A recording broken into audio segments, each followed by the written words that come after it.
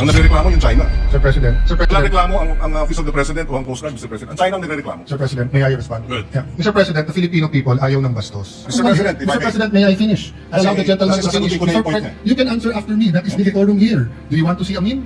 Oh, di ba? So, yun nga ang ano, wala tayong bastusan. It can mean anything. Mr. President, I'm not yet finished. You said you don't want to speak anymore, then don't speak. It's your privilege. But if you don't like what I'm saying, Mr. President, Please tapos na ako. Point of Tapos na order, ako. Mr. Please President. address the chair. I'm sorry for that. I'm sorry for that. We move to strike off the record the... I withdraw that statement, Mr. President. I apologize for that. Eto na mga boss, kakapasok lang na balita. Grabe si Cayetano, pinahiya, mainit ang sagutan sa Senado. Nayanig dito ang Senado, nahuli na si Cayetano, senador ng China. Base sa impormasyong nakalap natin sa social media, ayaw nang patapusin ni Senador Kiko si Senador Cayetano sa pagsasalita. Wala daw sanang bastusan. Sinabi niya kay Senador Kiko, wala kasing magandang lumalabas sa bibig niya, kundi ang mga salitang ipagtatanggol ko ang China, hindi ang Pilipinas. Tapos ayaw na tatawagin natin siyang traidor, kung traidor ka naman talaga. Pero pag si Senador Kiko nang nagsasalita, sabat siya ng sabat. Ayaw niyang pinagtatanggol sa China ng mga Pilipino. Alam na kung kaninong kampi talaga. Ultimo kasi si Senate President Tito Soto sinagot niya, napagalitan pa talaga. Ayaw niyang tumigil sa kapuputak sa Senado, salita pa rin ng salita. Kaya ito, sabay-sabay nating panoorin kung paano napahiya si Cayetano sa Senado. Kaya nauwi sa mainit na sagutan. Nayanig dito ang Senado. Nahuli na si Cayetano, senador ng China. Tara, panoorin natin to. Yes, Senator Cayetano. Sir President, to be fair to Senate President Pro Tem and to the gentleman from Pampanga, I was going to say, I'm out of order in my move, in moving for a point of order, because you cannot have a point of order without stating Why? where is the what's the basis, so that the presiding officer can determine whether it's in order or out of order. At hindi naman ako parating out of order, Mr. President, di ba? So I was just trying to explain to my good friend Senator Pangilinan, we both believe in what we're fighting for, moral ascendancy. So if we pass the resolution in its general form without saying the statements, if there are officials, again, Mr. President, ulitin ko I'm not against Commodore Tariela. For all I know, he did 1,000 good things. Pero yung isa na naka-uniforme siya na may caricature, uncalled for, undiplomatic, hindi official yon. So I would rather, Mr. President, that we make it clear that we cannot vote on a resolution condemning statements, even if you say the nature of the statements, without knowing the statement. Last point, Mr. President, the majority leader wanted to clarify, mali ata rinig niya. Ang sabi ko, in the 19th Congress, kaya unanimous yung mga resolution, kasi klaro kung ano kinokondem yung water cannon, yung claims about territory, etc. And then yung reply ng Chinese Embassy was, how do I put it, kung baga parang patas, Mr. President, na ano. Pero dito kasi, Mr. President, simple lang po, no? Kung si President Bongbong kinarikature ng general ng China, pababalikin ko talaga yung ambassador natin pag hindi siya umangat. And pag sinabi nilang official yon, magbabago relationship natin. Pag sinabing unofficial, ibang usapan. So I understand the gentleman from Pampanga, he's talking about the statements of Senator Risa himself in the Chinese Embassy.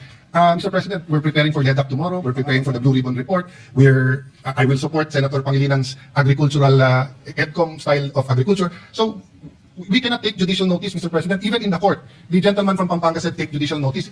What that means in court is that hindi mo nasusundin yung... Yes. Point of order. I did not say judicial notice, Mr. President. I don't know where that I came stand corrected, Mr. President. But he said obvious dahil sa nature. Hindi pwedeng ang obvious, Mr. President, because the resolution in its four corners should contain what we are condemning.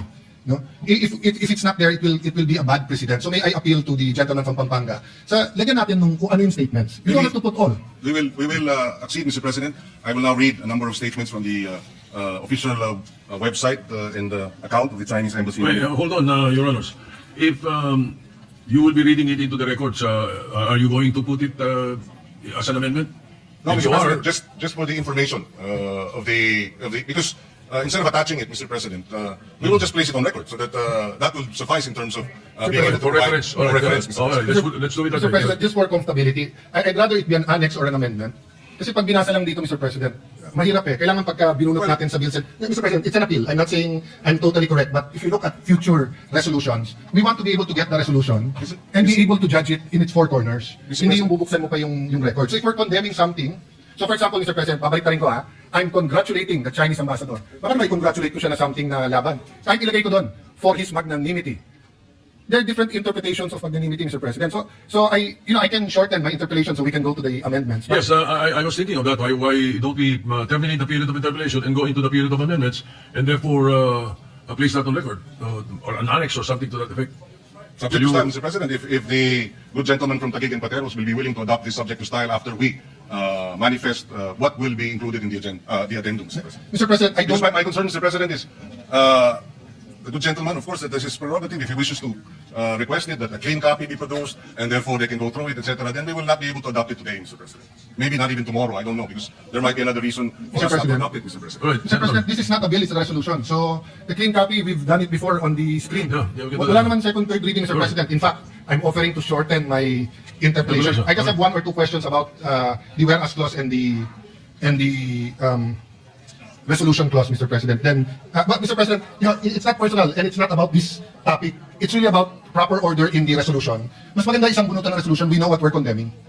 Yes, Mr. President, and we appreciate the points raised by the good minority leader. Just as I hope he appreciates that this is the third request to postpone the matter in terms of voting. So I hope he understands. We'd like to vote on this matter already.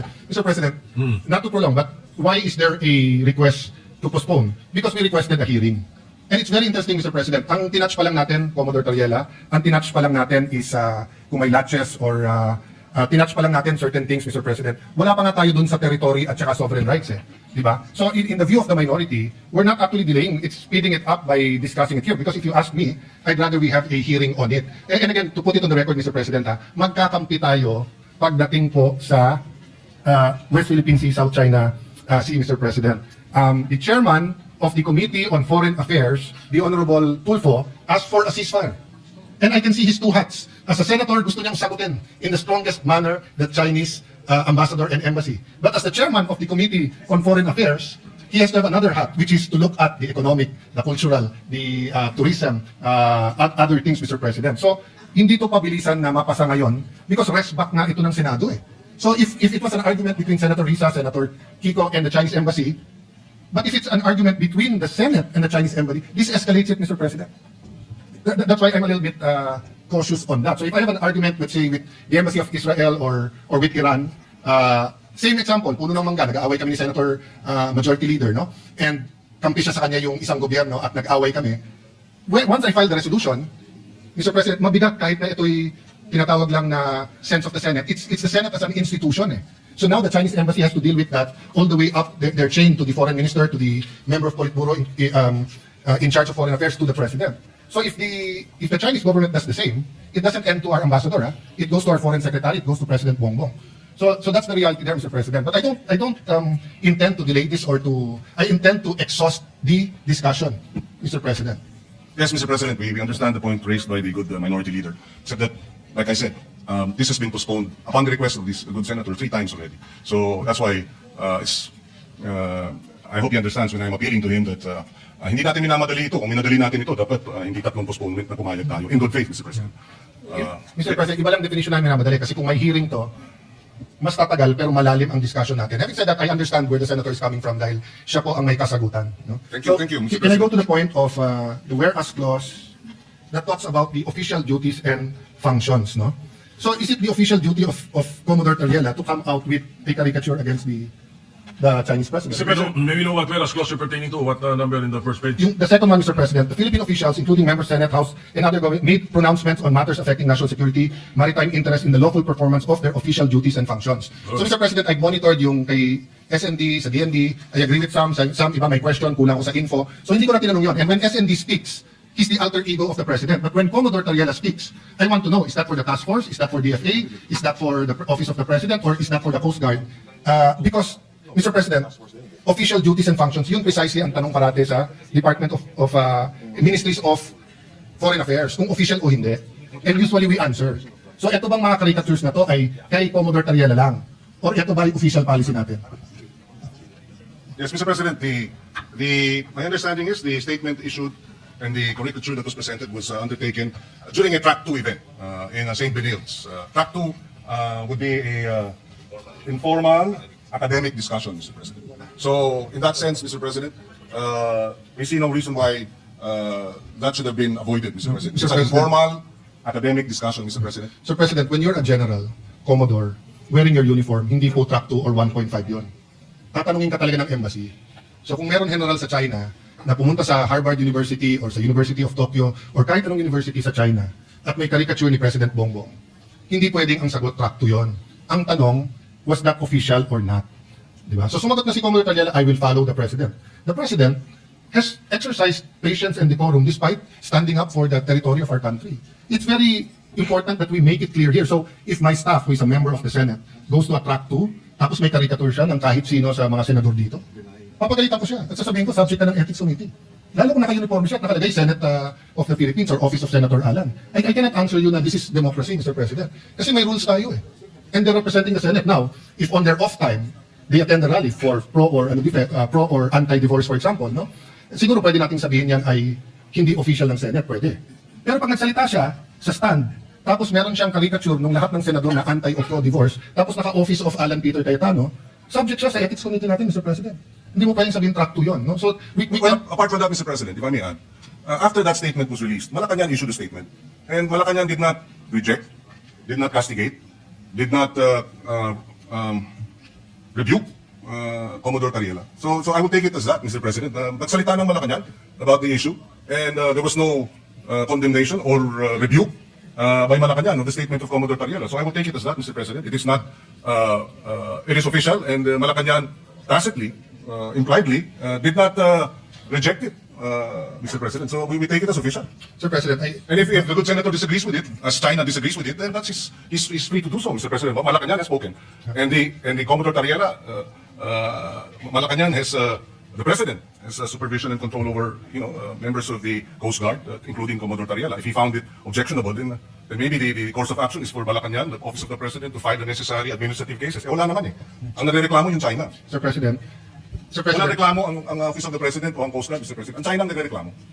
Sir President, may I respond? Good. Yeah. Mr. President, the Filipino people ayaw ng bastos. Pwede tayo mag-disagree, pero follow the proper order and decorum. And being a former Secretary of Foreign Affairs, ang trabaho ng DFA, hindi nga zero-sum game. Magkakampi tayo, walang question pagdating sa territory sovereignty. Nagkakaiba tayo ng approach, pero sana magkaisa tayo na pag mali ang ginawa ng isang empleyado, ay mali. Kasi nga maraming nanonood sa atin ngayon, so kung bukas maraming lalabas na meme, democracy yon. Pero kung staff mismo natin ang mag-meme sa atin at dito sa session hall, tapos sasabihin natin, pwedeng gawin ng general, pwedeng gawin ng staff, mabigat po yun. Look at the official statement of DFA. At the same time, while the Philippine values debate on our difference in national position, the department recognizes the need for sober, professional, and respectful exchanges in the public sphere. Such is not contradictory to national interest. Siyempre po, Mr. President, hindi pwedeng pangunahan ng DFA yung presidente. Alter ego lang yun, dinatanggal yun. Exactly. Pero hindi exactly, Mr. President, nanginginig ngayon. Nag-cringe ang mga taga-DFA kung sasabihin natin track 2 yan o track 1.5 at nag-cringe sila pag sinabing ang general ay pwedeng mag-caricature ng leader or flag ng ibang bansa. Because we are part of the United Nations. We are part of the civilized society. Hindi tayo fraternity na rumble na kahit anong gawin ng ating kasama pag mali, mali. Sa resolution na to nakalagay dyan, performance of their official duties. Bakit napakahirap nating sagutin kung official to o hindi? At Mr. kung President, if I Mr. may. President, may I finish? I allow the gentleman kasi to finish. sasagutin ko na yung Sir, point niya. you can answer after me. That is the Okay. decorum here. Do you want to see a meme? Oh, di ba? So, yun nga ang wala tayong bastusan. We follow the decorum, we follow the proper order. But ang sagot parate, China ang maangal dyan. Wala po tayong angal sa ginagawa ni Commodore Tariela pagdating sa ating national territory. Wala tayong angal po sa ginagawa niyang information campaign.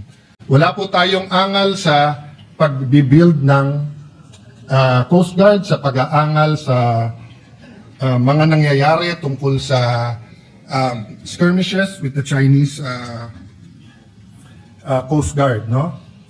Mr. President, sa Philippine News Agency, January 29, when asked about the President's stance on the West Philippine Sea issue, Yuse Claire Castro said, BBM wants the government to remain firm but in a diplomatic manner. Hindi po diplomatic.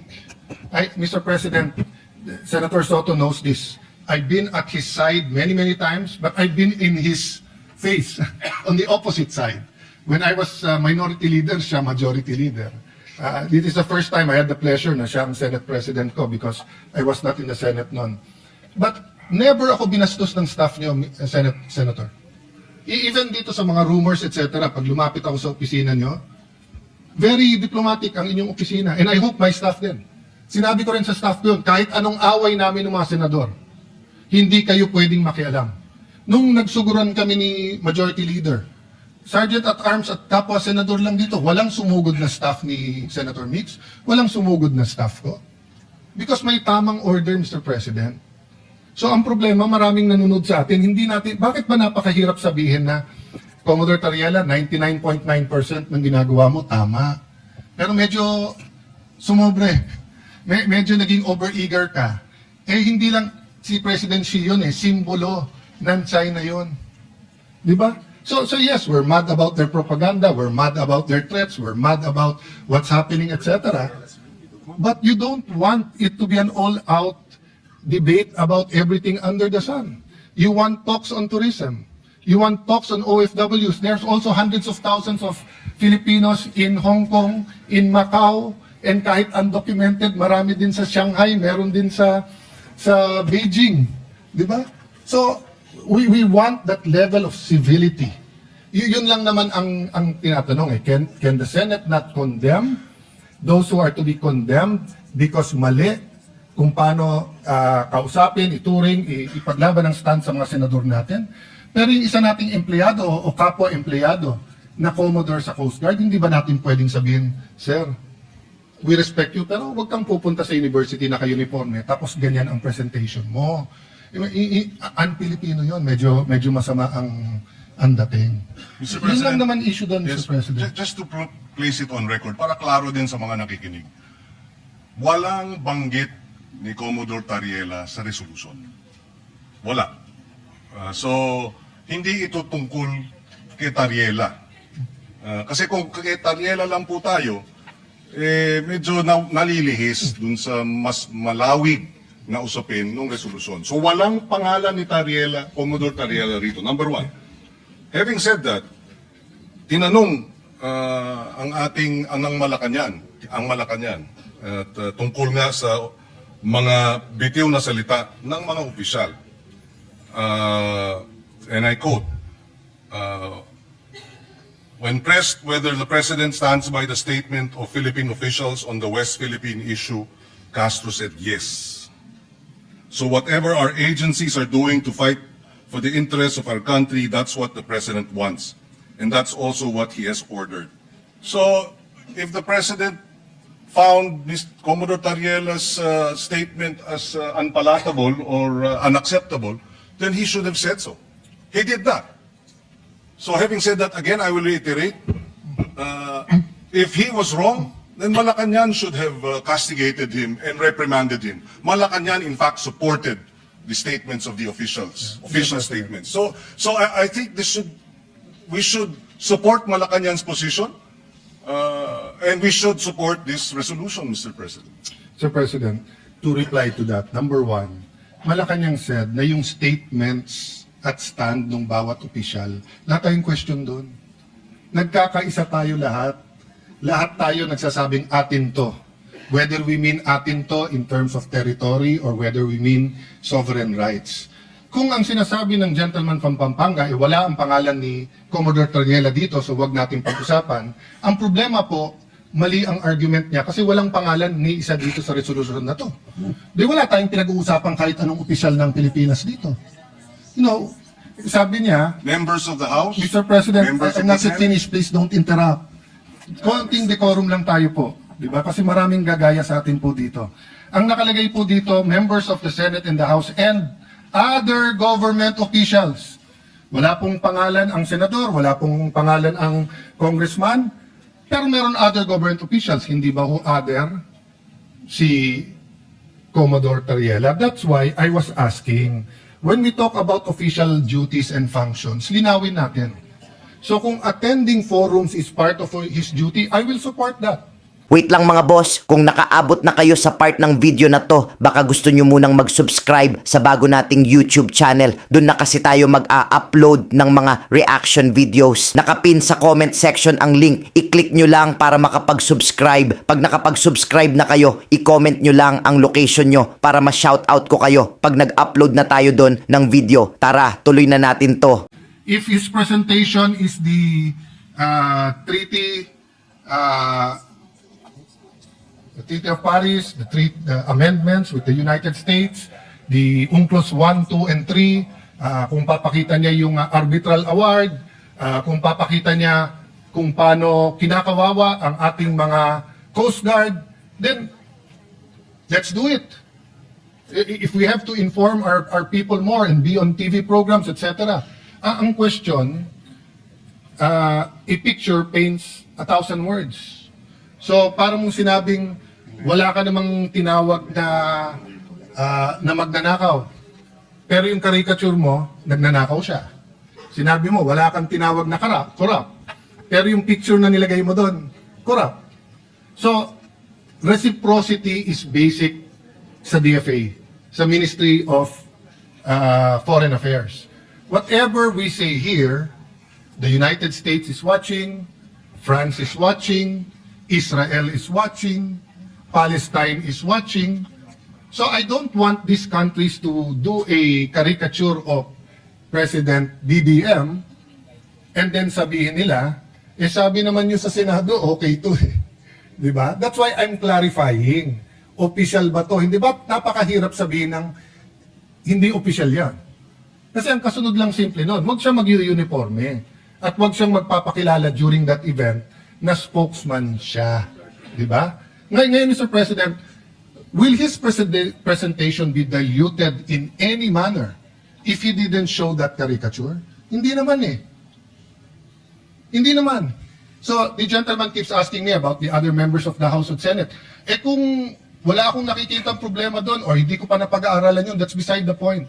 Ang pinag-uusapan natin, what is all over the news, na minomonitor ng lahat ng ASEAN countries, minomonitor ng trade attaches nila, monitor ng labor attaches ng iba't ibang bansa para makita ang Pilipinas ba, ano ba values nito? Marunong ba to sa diplomatic, hindi lang niceties rules to and everything, Mr. President. That's why, kaya humaba yung discussion, simple lang ang tanong ko Official duty ba ng isang general maglabas ng caricature ng Pangulo ng ibang bansa? Kasi obvious ang sagot doon, hindi. Hindi sagot doon na kung ano sabihin ng Malacanang. Maraming sinabi si Duterte na sinabi ng Congress before, mali yun. Di ba? Hindi naman natin sinagot dito sa Senate na basta't sinabi ni Duterte, tama. Basta't sinabi ni Arroyo, tama. Basta't sabihin ni Pinoy, tama. Hindi. Kaya nga may Senado May check and may balance. So pag yung isa sumobra, pag sumobra Supreme Court, may check. Pag sumobra Congress, may check. Pag sumobra ang executive, may check. Second, you have to look at the character, demeanor of not the office of the president, but the president himself. The president himself, hindi niya style to call out employees in public. Na hindi niya style yun na ikaw tama, ikaw mali, di ba? But everyone knows na mali na tirahin mo yung pangulo ng isang bansa with caricatures na naka-uniforme, general ka pa. So, can you imagine, Mr. President? I'll give you an example. Si President Trump at yung North Korean president. Kasagutan sila. They went to name calling. So, tinawag ni President Trump na rocket man. Sumagot din si Kim Jong-un. No? Walang problema yun, Mr. President, kasi official yon. Kasi pag ginawa ng Pangulo yung international affairs, susunod na yon.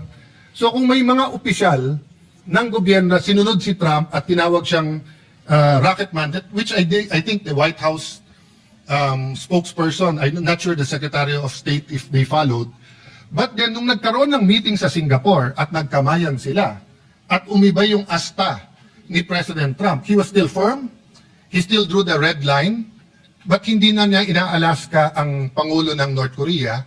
You expect na everyone beneath him toes the line. Sa atin, nakita niyo naman po, kumakamay, lumapit ang Pangulo. Was that APEC or ASEAN, di ba? Just so that ma-communicate, may dispute tayo, pero neighbors tayo. Di ba? Para ma-dispute, walang personalan to. For whatever purpose, I admired President Marcos for going near the Chinese president. And then may general ka, ganito nangyayari, tapos hindi kayang sabihin ng Senado, mali.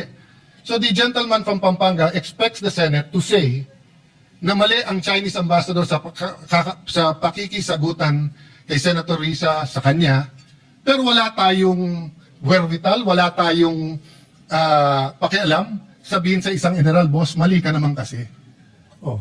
So, hindi pwedeng pag senador, meron tayong immunity, mas mataas tayo sa iba, pag tayo tinira, rest back agad ng Senate. Pero kapag ka-general, tama naman yung 99% niyang ginawa, kaya yung 1%, sabihin na lang natin, official din yon. Simple lang po tanong ko eh. Is it in the performance of his official duty? Ang bigat po niyan kung sasabihin natin yes. It will ripple not only through our military, but it will ripple in time. And it's being watched by students who will be our future diplomats, Mr. President. So I cannot stand here and accept na yung mali pwedeng maging tama. Again, Mr. President, if it is rhetoric, president to president, we're uncomfortable with it, but it's part of the negotiating eh. So President Trump does that a lot. But once na tumigil siya, once nakamayan na, tigil na rin lahat nung nasa ilalim niya. Hindi man pwede ang sasabihin natin dito, ang mali ang presidente. Kasi siya hindi niya binabastos ang Chinese president. So ang general ang tama, ang mali presidente. You cannot reconcile that. No, it defies logic, Mr. President. What the president does, the executive follows. Tayo sa legislative, pwede tayong mag-comment. Pwede tayong mag-resolution katulad para kung ano ang tama at mali. That's why, Mr. President, I want to know, sino-sinong official ba to? Sa Senate, sa House, sa interest nila. Kasi yung DND, medyo klaro yun. Nakita ko yung mga statements, etc. eh. And yung DND, mismong si SND ang nagsasalita. So in behalf of the President yon. So kung gustong i-correct ng Presidente yon, i-correct niya. Hindi naman spokesman ng Presidente ang nakikipagdebate doon eh. Hindi naman spokesman ng DND. At sagutin man nila, sinabi na ni DND, yun din ang stand niya eh. Eto po hindi. At yung DND po, despite my agreement or disagreement with the Secretary of National Defense, I haven't seen anyone in the DND come up with caricatures of generals of the opposing side or of the president of the other side.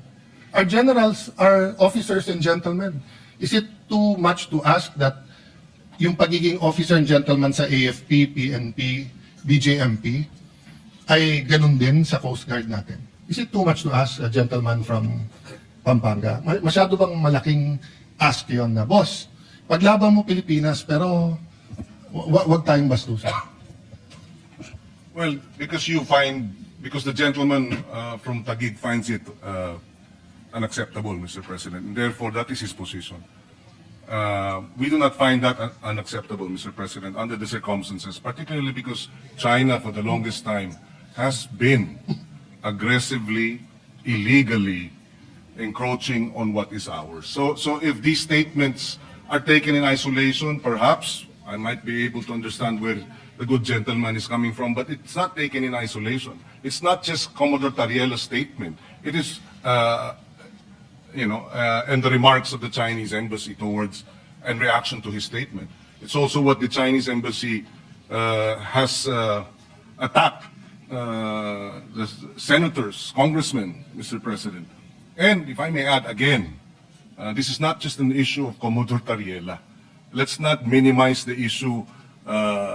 We beg to disagree, and with all due respect, putting the issue simply as Commodore Tariela and his actions is minimizing the issue. And somehow, who benefits from minimizing this issue? China, Mr. President. The good senator that may not be his intention, but Mr. President, from this point, from this perspective, from this representation's perspective, minimizing the issue, disregarding or taking it in isolation, and isolating Tariela's actions from the insults and the unparliamentary language of the embassy, threatening our men in uniform, Mr. President. Parang biglang hindi na pinag-uusapan lahat ng mga pangiinsulto, pananakot ng China dahil andito tayo naipit sa pagdepensa ni Commodore Tariela at kanyang mga kilos. I hope the good senator gets a broader or looks at it in a broader perspective, Mr. President. Mr. President, sino ho nagmi-minimize? Siya po ang nagmamadali. Ayaw niya mag-hearing. Kung magkakaroon ho ng hearing, lahat ho ng issues, yung sinabi ng DND, yung ginagawa po sa Ayungin or sa BP Sierra Madre, yung pong ginawa po sa Scarborough Shoal, Aquino administration, Duterte administration, Marcos administration, yung pong hinanakit ng ating mga Coast Guard sa nangyayari sa kanilang araw-araw, sa mga nasa Pag-asa Island po, sa kakulangan po ng pondo. Lahat po yun madidiscuss natin. Paulit-ulit po ang gentleman from Pampanga na parang ako may kasalanan na pinag-uusapan po si Senator Tariela, tinamad po sila na ilagay ang mga pangalan ng mga opisyal na sinasabi nila sa resolusyon. Kaya malinaw naman ang tanong ko, sino-sino tong mga opisyal? Ang alam ko lang si Commodore Tariela. Tapos sasabihan niya ako, I'm minimizing. Tapos babasahan niya ako ng paano mga taga-DND, paano mga para bang hindi ko sila kinakampihan. Bulok na yung style na yan eh. Yan yung style na pro-China, anti-China, pro-Philippines, anti-Philippines, no? Paulit-ulit na tayo dito, magkakampi tayo pagdating sa territory ng ating bansa. Magkakampi tayo pagdating sa sovereign rights ng ating bansa. May I ask this question? When the military decided to pave the way, to build a runway sa Pag-asa Island, was there any objection by any department in our country at that time? Well, Mr. President, with all due respect, Mr. President, I think we have exhausted. Mr. President, this do we have debate. closure here? No, Mr. President, but I Mr. no President, longer would like to. No, on one hand, Mr. President, respond sabi niya, to further miniminize ko. questions, Mr. Nung nagtatanong naman ako ng ibang opisyal, ayaw naman sagutin. Mr. Sino President, nag-minimize? Mr. President, I have the floor. The I have the question- floor. Mr. President, point of order. I have the floor, and I would like to manifest that we believe this has been exhausted. For 2 weeks, Mr. President, we have debated this, and I think we have ventilated the issue enough, and it is time for a vote, Mr. President. I will no longer yield to questions, Mr. President. Mr. President, Majority Leader. Mr. President, before that, can I just reiterate my question? Go ahead. Kung hindi niya sasagutin, imamanifest ko lang yung sagot sa sarili kong tanong. Ang tanong ko po sa kanya, nung sinabi ng military, ganyan na nangyayari sa West Philippine Sea, lagyan na natin ng runway, ayusin na natin ang Pag-asa. Meron ba pong mga opisyalis ng kahit anong departamento sa ating bansa na registered a negative vote and advised the military not to do it? If the good senator doesn't want to answer that, I will answer it. Mga taga-DFA. Ang sabi ng mga taga-DFA, during the time, this was the time of President Aquino, it will weaken our case. Because precisely, the rocks, the features that are being reclaimed, etc., malakas ang kaso natin. Nasunod po yung military at tingin ko tama naman. But none of us told yung mga taga-DFA na pro-China kayo for having a different opinion. Di ba? None of us. Why? Kasi iba trabaho ng DFA sa DND. Iba trabaho ng DND sa Coast Guard. So, Mr. President, dapat burahin na natin yung nagdi-discuss tayo ng maayos. Napikon ka sa statement ng iba, re-rest back ang senador. Buti nga, sinasagot kayo eh. Mas malaking insulto kung hindi kayo sinagot eh. Sinagot kayo, di magsagutan kayo, pero gusto nyo, buong Senado ang re-rest back nyo. Ako, kung may kadibate akong embassy, kami lang yun. Kung kailangan ko tulong ni Brother Robin or ni Senator Marcoleta, kakalabitin ko, tulungan. Pero hindi ako magfa-file ng resolution sa Senado para sa tulungan nyo kami, bugbog kami sa China. Tapos pagka hindi ka pumirma, pro-China ka. China lang ang lumalaki dito. Okay. We'll go to the corollary question there. I was going to ask the gentleman, ano ang ilan responsibilities natin under UNCLOS? Will the gentleman answer that or will I answer myself? So since the gentleman will not answer that, I will answer it myself, Mr. President. So under our maritime entitlements, meron din responsibilities doon. For example, Mr. President, managing our maritime resources. So walang problema yung non-life, for example, natural gas, di ba? Siyempre yung ecological balance lang dyan. Pero let's say fish, let's say yung mga coral reef. Trabaho ng Coast Guard siguraduhin na walang nagda-damage niyan. So kung ang Coast Guard natin at Coast Guard ng China ay nag-aaway parate, mahirapan silang dalawa na i-enforce ang mga restriction na nakakasira ng ating environment. That's why, in the past administration, everyone was allowed to speak except the Coast Guard because of the next responsibility, the prevention of life and ano yun? There's a official term doon, but since walang taga-ano dito, prevention of loss of life and so may official term yan, Mr. President. Ang punto nun, kapag ka may barko halimbawa na lumulubog o nabangga o tinamaan ng bagyo, you cannot say no. You have to help. Diba? Magtutulungan kayo. So kung ang Coast Guard ng China at Coast Guard ng Pilipinas ay hindi magkasundo, kawawa yung ating fishermen. That's why unanimous yung ating resolution about water cannon.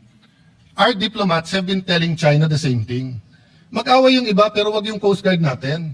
Kasi kung may fisherman ka rin na Chinese at may kailangan yan, tutulungan din ng Pinoy yun. Wala nang nationality pagkabuhay na. Di ba? So, two sides eh. On one side, we are advocating umayos naman yung Chinese Coast Guard. Pero kung papayagan natin, yung spokesman ng Coast Guard naman natin ang mambastos, hindi mangyayari to. So anyway, Mr. President, marami pa akong gusto sabihin, but siguro dahil may LEDAC tayo tomorrow, maraming importante. Ang question ko lang, Mr. President, paano yung amendments? Hindi ba natin ilalagay kung anong mga statement na to? Kasi paano natin pagbobotohan kung hindi natin alam kung ano yung mga statement na to at sino tong mga opisyal? This resolution is so general. Mr. It can President, mean anything. Mr. President, I'm not yet finished. You said you don't want to speak anymore, then don't speak. It's your privilege. But if you don't like what I'm saying, Mr. President, no, Please tapos na ako. Point of Tapos na order, ako. Mr. Please President. address the chair.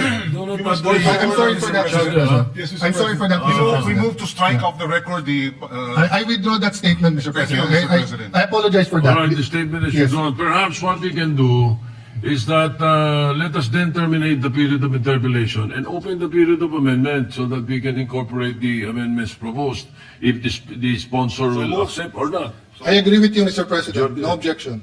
so move, Mr. President. No objection. Majority Leader.